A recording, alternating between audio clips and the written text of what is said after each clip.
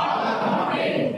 மேலும் எனது குடும்பத்தினரையும் நண்பர்களையும் போதை பழக்கத்திற்கு ஆளாகாமல் தடுத்து அவர்களுக்கு அறிவுரைகளை போதை பழக்கத்திற்குள்ளானவர்களை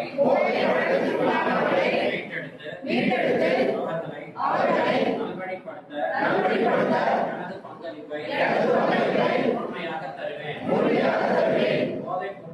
போதைப் பொருட்களின் உற்பத்தி நுகர்வு பயன்பாடு ஆகியவற்றிற்கு எதிரான தடுப்பு நடவடிக்கைகளின் மூலம் போதைப் பொருட்களை தமிழ்நாட்டில் அரசுக்கு துணைநிற்பேன்.